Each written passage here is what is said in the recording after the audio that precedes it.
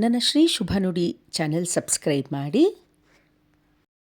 ಹುಣಸೆಕಾಯಿ ತೊಕ್ಕು ಅಂದ ತಕ್ಷಣ ಯಾರಿಗೆ ಬಾಯಲ್ಲಿ ನೀರು ಬರಲ್ಲ ಹೇಳಿ? ನಮ್ಮ ಅಜ್ಜಿರ ಕಾಲದಲ್ಲಿ ಮಾಡ್ತಿದ್ರು, ನಮ್ಮಮ್ಮ ಮಾಡ್ತಿದ್ರು, ನಾವೆಲ್ಲ ಈಗ ಮಾಡೋದನ್ನು ಬಿಟ್ಟಿದ್ದೀವಿ. ಬಟ್ ತುಂಬ ಕಷ್ಟ ಏನಿಲ್ಲ. ರಸ ಮಾಡೋದು ನಿಜ ಕಷ್ಟ, ಆದರೆ ತೊಕ್ಕು ಮಾಡೋದು ಅಷ್ಟು ಕಷ್ಟ ಏನಿಲ್ಲ. ಹೇಗೆ ಮಾಡೋದು ಅಂತ ನೋಡೋಣ. ಮೊದಲಿಗೆ ಹುಣಸೆಕಾಯಿನ ಕ್ಲೀನಾಗಿ ತೊಳೆದು ಒಂದು ಚೂರು ನೀರಿಲ್ಲದ ಹಾಗೆ ರೆಡಿ ಮಾಡ್ಕೋಬೇಕು. ನಿಮ್ಮ ರುಚಿಗೆ ತಕ್ಕಷ್ಟು ಹಸಿರು ಮೆಣಸಿನ್ಕಾಯಿ, ಇದನ್ನು ಕೂಡ ಕ್ಲೀನಾಗಿ ತೊಳೆದು ಬಟ್ಟೆ ಮೇಲೆ ಒಂದೆಲ್ಲ ದಿನ ಆರು ಹಾಕಿ ತೊಟ್ಟು ನೀರಿಲ್ಲದ ಹಾಗೆ ನೋಡಿಕೊಳ್ಬೇಕು. ಇದನ್ನು ಕುಟ್ಟಕ್ಕೆ ನಾನೊಂದು ಪುಟಾಣಿ ಒರಳು ತೊಗೊಂಡಿದ್ದೀನಿ. ಇದನ್ನು ತೊಗೊಂಡಿರೋದೇ ನಾನು ಹುಣಸೆ ರಸ, ಹುಣಸೆ ತೊಕ್ಕು ಮಾಡೋಕ್ಕೆ ಅಂತ. ಇದು ಕುಟಾಣಿದು.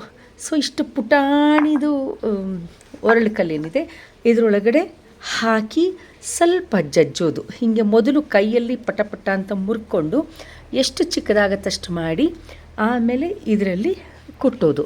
ಹೀಗೆ ಜಸ್ಟ್ 4 ಜಜ್ಜ್ ಹಾಕಿಬಿಟ್ಟು ಇದನ್ನು ತೊಳೆದು ಒಣಗಿಸಿರೋ ಜಾಡಿ ಇದೆಯಲ್ಲ ಇದರೊಳಗಡೆ ಹಾಕ್ತಾಯಿದ್ದೀನಿ. ಈ ಥರ ಒಂದು 5-6 ಕಾಯಿನ ಜಜ್ಜಿದ ಕೂಡಲೇ ಕಲ್ಲುಪ್ಪು, ಮರಗಿನಲ್ಲಿ ಕಲ್ಲುಪ್ಪು ಇರುತ್ತಲ್ಲ ಅದನ್ನು ಹಾಕೋದು. ಆಮೇಲೆ ತೊಟ್ಟು ಬಿಡಿಸಿದ ಒಂದು 4 ಮೆಣಸಿನ್ಕಾಯಿ ಹಾಕೋದು.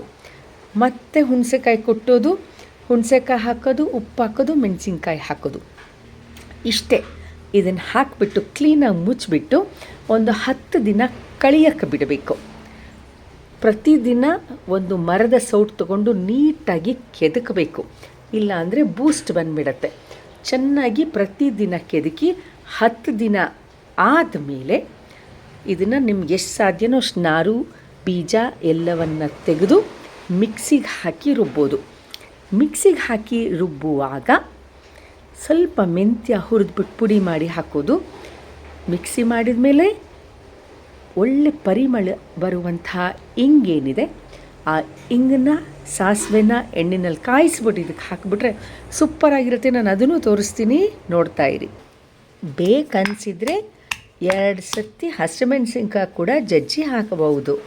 ಇದು ಜಜ್ಜಿದ ಮೆಣಸಿನ್ಕಾಯಿನ ಹೀಗೆ ಹಾಕೋದು. ಒಂದಿಷ್ಟು ಮತ್ತೆ ಕುಟ್ಟು ಹಾಕಿದ್ದೀನಿ, ಮೆಣಸಿನ್ಕಾಯಿ ಹಾಕಿದ್ದೀನಿ, ಸ್ವಲ್ಪ ಕಲ್ಲುಪ್ಪು ಹಾಕೋದು. ಬಟ್ ಬಿ ಕೇರ್ಫುಲ್, ನೀವು ಜಜ್ಜುವಾಗ ಬೀಜ ನಜ್ಜುಗುಜ್ಜಾಗಬಾರ್ದು, ಕಹಿ ಬರುತ್ತೆ. ಇದು ಚೆನ್ನಾಗಿ ಕಳಿತ ಮೇಲೆ ದಪ್ಪ ಸಿಪ್ಪೆ, ನಾರು, ಬೀಜ ಎಲ್ಲ ಈಸಿಯಾಗಿ ಬರುತ್ತೆ ಜೋಪಾನ. ಈಗ ನೋಡಿ, ಸುಮಾರು ಅರ್ಧ ಜಾಡಿ ಆಗಿದೆ. ಇದು ನಮ್ಮಮ್ಮ, ನಮ್ಮ ಅಜ್ಜಿ ಕಾಲದ ಜಾಡಿ, ಆದರೆ ನಾನು ಉಪ್ಪಿಗಾಗಿ ಇದನ್ನು ತೊಗೊಂಡಿರೋದು. ಸೊ ಇದನ್ನು ಟೈಟಾಗಿ ಮುಚ್ಚಿಟ್ಬಿಡೋಣ. ಸೊ ಪ್ರತಿದಿನ ಕೆದಕಬೇಕು. ನಾ ಹೇಳಿದೆ ಅಲ್ಲ, ಎಲ್ಲ ಕಳೆತಿರೋದನ್ನು 10 ದಿನ ಬಿಟ್ಟು ಚೂರು ಮೆಂತ್ಯನ ಹುರಿದು ಪುಡಿ ಮಾಡಿ ಅದು ಮಿಕ್ಸಿಗೆ ಏನೇನು ಹಾಕಬೇಕು ಅಂತ ಹೇಳಿದೆ.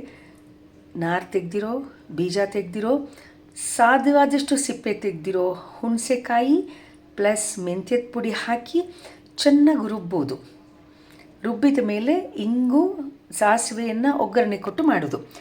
ಕಳೆದ ತಿಂಗಳು ಮಾಡಿದ್ದಿದ್ದು, ಅದಕ್ಕೆ ಫೈನಲ್ ಪ್ರಾಡಕ್ಟ್ ತೋರಿಸಿದ್ದೀನಿ. ಇದು ರಾ ಪ್ರಾಡಕ್ಟ್ಸ್ ತೋರಿಸಿದೆ, ಇದು ಫೈನಲ್ ಪ್ರಾಡಕ್ಟು. ಲೊಟ್ಟೆ ಹೊಡೆದು ತಿನ್ನೋಷ್ಟು ಸೂಪರಾಗಿರೋದು. ತುಂಬ ಮಾಡಿದ್ದೆ ನಾನು, ಎಷ್ಟೋ ಒಂದು 10 ಮನೆಗಳಿಗೆ ಹಂಚಿದ್ರಿಂದ ಈಗ ನಮ್ಮ ಮನೆಗೆ ಇಷ್ಟು ಉಳಿದಿದೆ. ಎಗೇನ್ ಈಗ ಮಾಡ್ತಿದ್ದೀನಲ್ಲ, ಇನ್ನು 10 ದಿನ ಬಿಟ್ಟು ಮತ್ತೆ ನಿಮಗೆ ತೋರ್ಸೋಕ್ಕೆ ಸಮಯ ಆಗುತ್ತೆ ಅನ್ನೋ ಕಾರಣಕ್ಕೆ ನಾನು ಈಗನೇ ತೋರಿಸ್ತಾ ಇದ್ದೀನಿ. ಇದನ್ನು ಚಪಾತಿಗೆ, ರೊಟ್ಟಿಗೆ, ದೋಸೆಗೆ, ಬಿಸಿ ಅನ್ನದಲ್ಲಿ ಎಣ್ಣೆ ಹಾಕ್ಕೊಂಡು ತಿಂದರೆ ಸೂಪರ್.